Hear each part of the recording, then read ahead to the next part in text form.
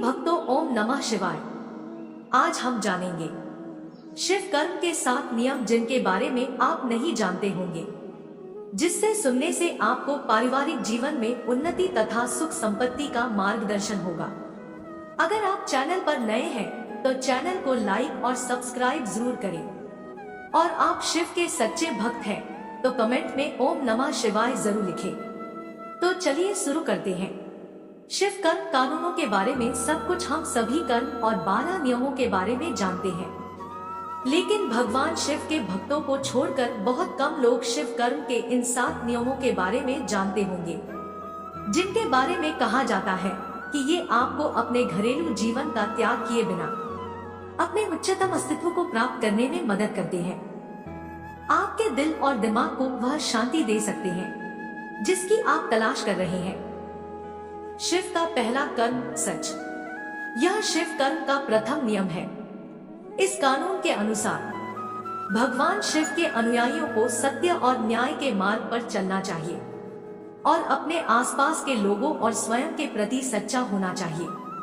किसी भी धर्म या भगवान ने कभी भी बेईमानी का स्वागत नहीं किया है, और भगवान शिव के भक्त इस विचार का समर्थन करेंगे कि सच्चाई हमेशा युद्ध जीतती है। शिव का दूसरा कर्म ज्ञान। किसी एक व्यक्ति को हर चीज का ज्ञान नहीं हो सकता। इसके बजाय हर व्यक्ति को अलग अलग चीजों के बारे में कुछ ज्ञान होता है।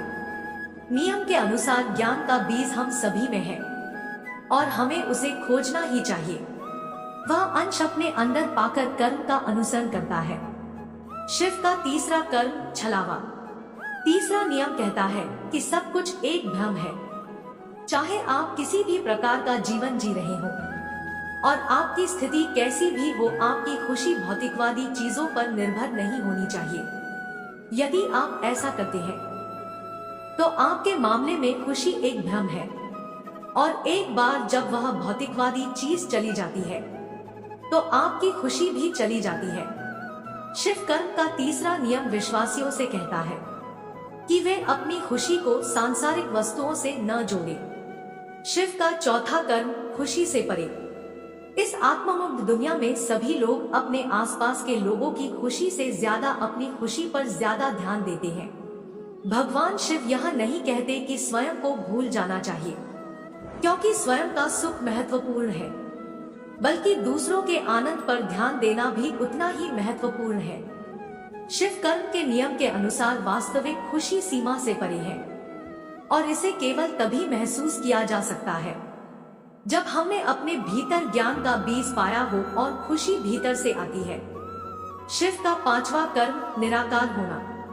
बैठें और अपने आसपास खुश व्यक्ति को देखें। कुछ समय बाद यह भौतिकवादी कब्जे के आसपास नहीं रहेगा। भौतिक सुख सुविधा का भ्रम वास्तव में खुश व्यक्ति को नियंत्रित नहीं करता है।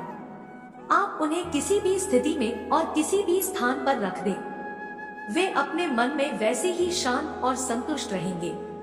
पांचवा नियम बताता है कि तुम पानी की तरह बनो, निराकार लचीले बने और अपने परिवेश के अनुसार काम करें। शिव का छठा कर्म अपनी इंद्रियों का प्रयोग करें। यदि आपका दिल शांत है और आप आत्म साक्षात्कार के मार्ग पर चलते हैं तो आपकी सभी इंद्रियां एक साथ आएंगी और तालमेल बिठाएंगी।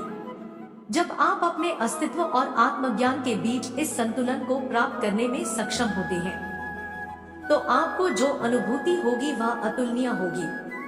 शिव का सातवां कर्म प्रबोधन। उपरोक्त सभी 6 नियमों का पालन करने के बाद अंतिम ज्ञान वह है जिसे आप प्राप्त करेंगे। यह मनुष्य के अस्तित्व का उच्चतम रूप है। आपको वास्तविकता की उचित समझ मिलती है, और यह आपके घरेलू जीवन को छोड़े बिना हासिल किया जा सकता है।